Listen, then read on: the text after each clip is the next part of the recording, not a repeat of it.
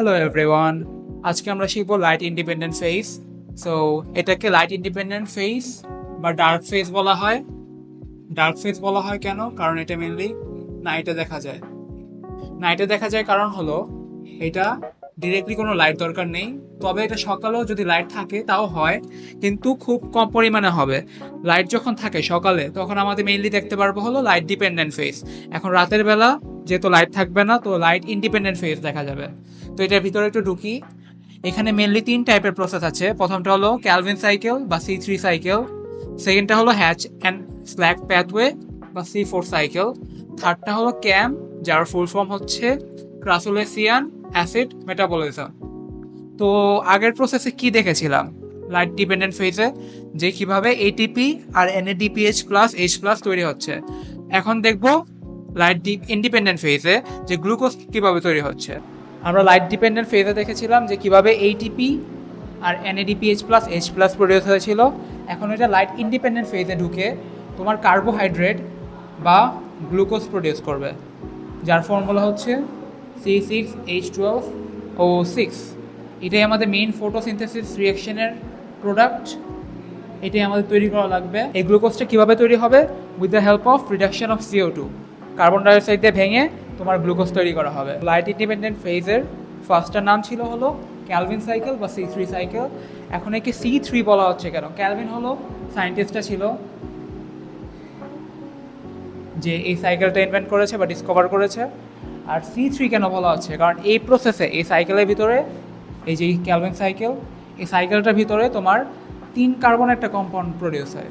So এই জন্য C3 দিয়ে বলা হচ্ছে 3 কার্বন একটা কম্পাউন্ড।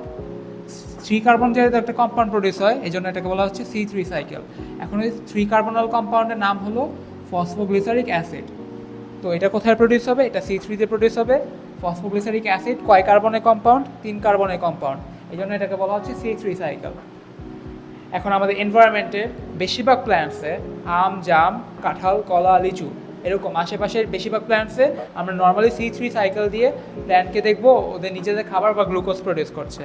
ওকে, সো এই জন্য বলা হয়েছে in most plants carbohydrates are produced through this process. আচ্ছা, সো আমাদের প্রথমে কি হবে? এটা ক্লোরোফিল। ক্লোরোফিলের ভিতরে প্রথমে লাইট ডিপেন্ডেন্ট ফেজটা হবে। লাইট ডিপেন্ডেন্ট ফেজটা কোথায় হয়? থাইলাকয়েডে। লাইট থাইলাকয়েডে যাচ্ছে, তো থাইলাকয়েডকে বলা হয় লাইট রিঅ্যাকশন সেন্টার।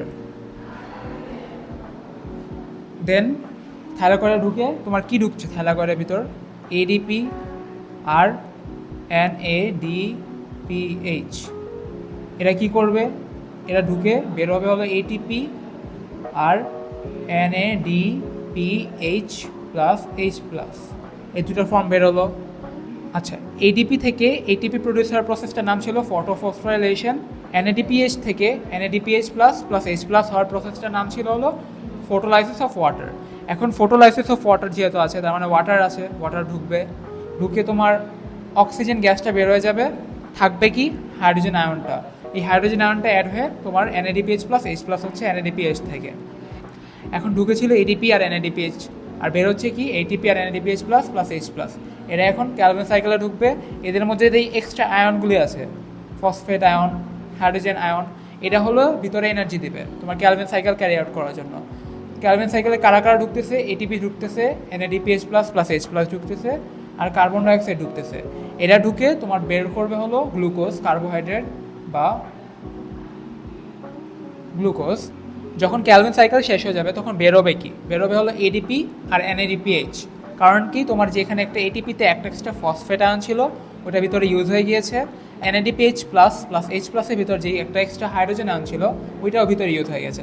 তো আলটিমেটলি থাকে কি? ADP আর NADPH, এই দুটা থাকবে। থাইলাকয়েডকে যদি বলা হয় লাইট রিঅ্যাকশন সেন্টার, তাহলে এই জায়গাটাকে যেখানে ক্যালভিন সাইকেল হচ্ছে, এটা ক্লোরোপ্লাস্টে খালি জায়গায় হচ্ছে বা ক্লোরোফিলে খালি জায়গা হচ্ছে। সো ক্লোরোফিলে খালি জায়গায় কী বলবো? ওর নাম হলো স্ট্রমা। এই স্ট্রমাকে বলা হয় ডার্ক রিঅ্যাকশন সেন্টার, কারণ এখানে C3 বা লাইট ইন্ডিপেন্ডেন্ট ফেজ হচ্ছে, যার মেইনলি লাইট লাগে না। নেক্সট প্রসেসের নাম হলো C4 সাইকেল বা হ্যাচ অ্যান্ড স্ল্যাগ সাইকেল। আগেরটা থেকে জেনেছিলাম যে C3 বলা হয়েছিল, কারণ কি ওই প্রসেসটার ভিতরে 3 কার্বনওয়ালা একটা কম্পাউন্ড ফসফোগ্লিসারিক অ্যাসিড ওটা প্রডিউস হচ্ছিল। এখন এইটাতে C4 বলা হচ্ছে কারণ 4 কার্বন কম্পাউন্ড একটা প্রডিউস হচ্ছে, যার নাম হলো অক্সালো অ্যাসিটিক অ্যাসিড। এখানে একটা ইউনিক ফ্যাক্ট আছে। ইউনিক ফ্যাক্টটা কি, যেই সব C4 প্ল্যান্ট ওই সব আবার C3ও প্ল্যান্টও। তার মানে হলো C4 প্ল্যান্টের মধ্যে তোমার ক্যালভিন সাইকেল বা C3 সাইকেলও হবে। তো এটা ধরো একটা C4 প্ল্যান্ট, আর এটা ধরো একটা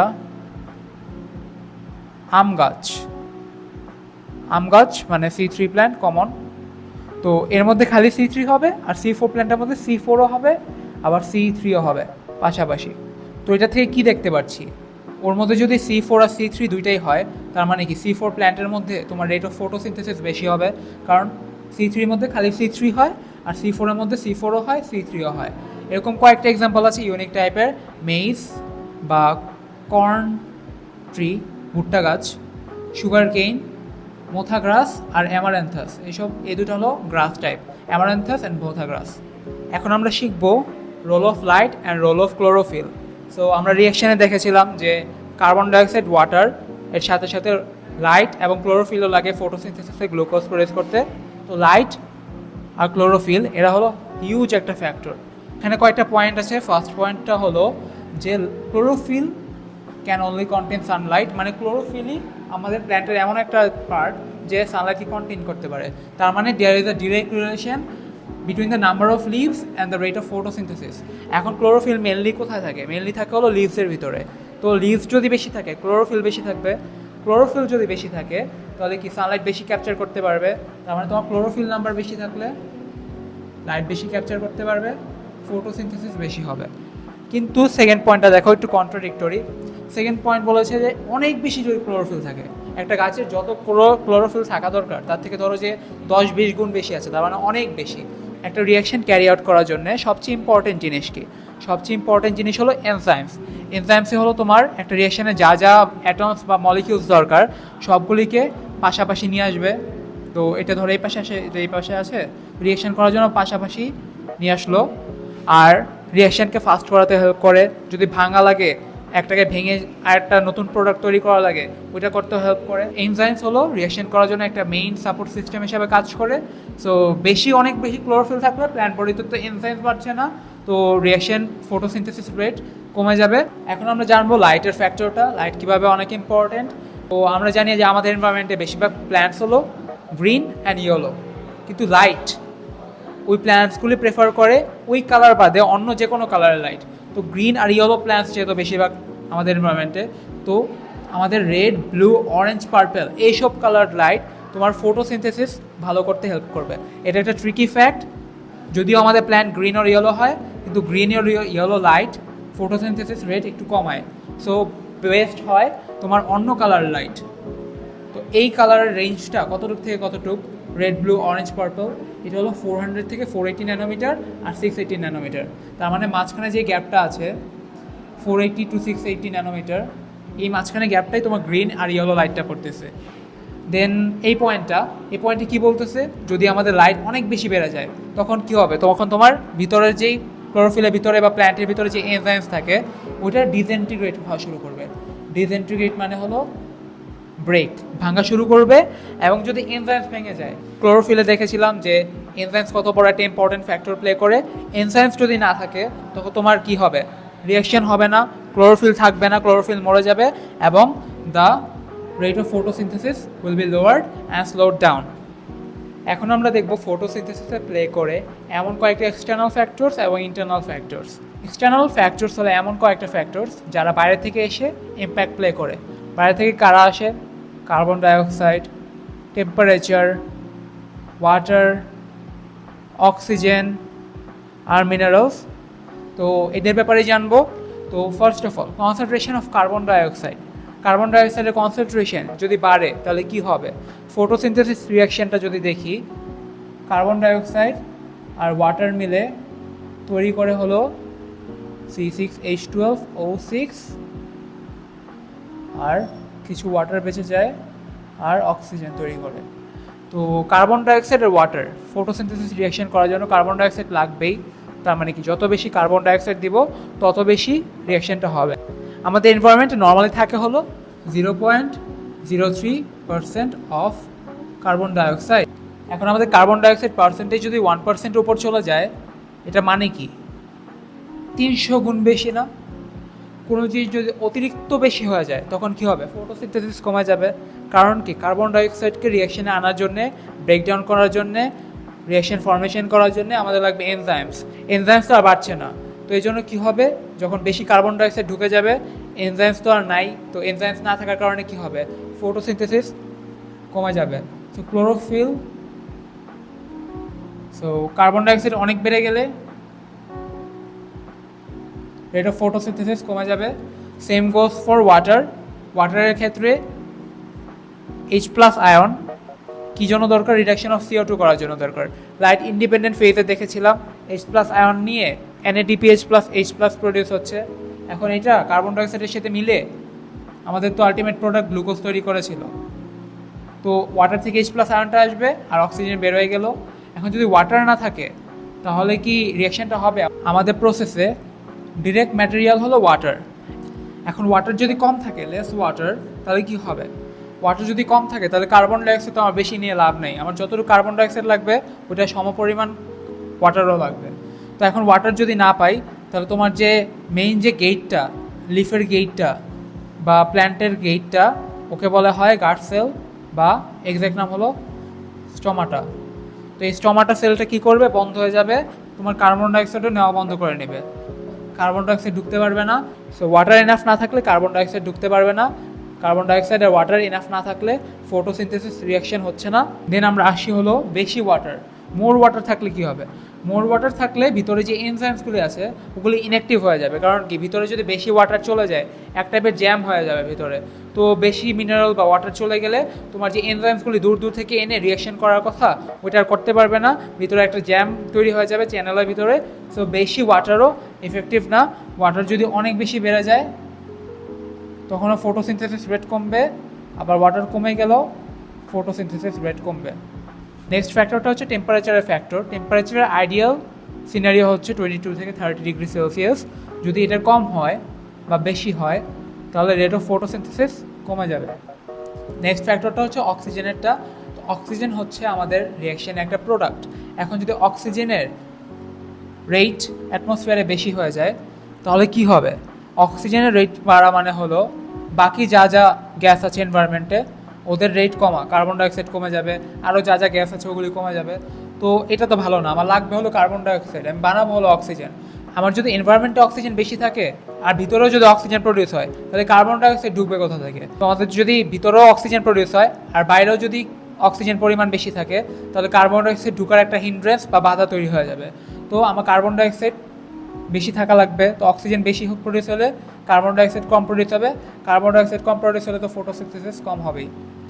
নেক্সট ফ্যাক্টরটা হচ্ছে মিনারেলসের। মিনারেলসের মধ্যে নাইট্রোজেন, ম্যাগনেশিয়াম, আয়রন মাটি থেকে নিয়ে প্ল্যান্ট তার স্ট্রেংথ বা রিজিডিটি বাড়ায় এবং এটা তাদের ফর্ম মেনটেন করতে হেল্প করে। আজকের ক্লাসে ফাইনাল টপিক যা হচ্ছে internal factors. So internal factors দেখে নিই। ইন্টারনাল ফ্যাক্টরসের মধ্যে কি? Chlorophyll, number and age of leaves, carbohydrate বা গ্লুকোজ, দেন পটাশিয়াম, এরা হলো internal factors. Chlorophyll internal factor কেন? কারণ প্ল্যান্টের বডির ভিতর প্রডিউস হয়। তো ক্লোরোফিল যদি কম থাকে তাহলে লাইট ক্যাপচার কম হবে। লাইট ক্যাপচার কম হলে কি হবে? ফটোসিনথেসিস কমে যাবে। নেক্সট ফ্যাক্টরটা হচ্ছে number and age of leaves. এখন নাম্বার যদি বেশি হয়, লিভস যদি বেশি হয় তাহলে ক্লোরোফিল বেশি হবে, ফটোসিনথেসিস বেশি হবে। Same age of leaves. Age of লিভসের মধ্যে মিডল এজ যারা লিভস মানে ম্যাচিওর লিভস, এটা একটা ম্যাচিওর লিভ ধরো, তো এদের মধ্যে ফটোসিনথেসিস সবচেয়ে ভালো হয়। কারণ কি, ছোটোটার মধ্যে তো ক্লোরোফিল কম, আর যেগুলি বড় বা বয়স্ক টাইপের ওগুলির মধ্যে তো সাইড দিয়ে দেখবা কি নষ্ট হয়ে যাচ্ছে বা বুড়া হয়ে সেলগুলি মারা যাচ্ছে, তো ওদের মধ্যে ক্লোরোফিল কম থাকে। থার্ড ফ্যাক্টরটা হচ্ছে কন্ডাকশন অফ কার্বোহাইড্রেট। কন্ডাকশন দিয়ে বোঝাচ্ছে হলো ট্রান্সপোর্টেশন,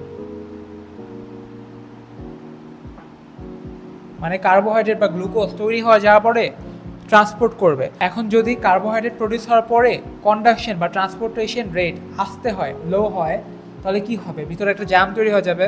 সো ফর এক্সাম্পল, যদি এটা একটা প্ল্যান্টের পার্ট, ধরো আমার কার্বোহাইড্রেট তৈরি হচ্ছে এই জায়গাটায়, আমার লাগবে হলো এই জায়গাটায়, তো এখান থেকে এই জায়গায় যাইতে যদি স্পিডটা কম হয় তাহলে কি হবে? এখানে তো আমার প্রডিউস হইতেই আছে, তো এখানে যদি ফাস্ট না যায়, আস্তে আস্তে আস্তে যায়, তাহলে এখানে তো আমার প্রডিউস হয়ে জ্যাম হয়ে যাবে।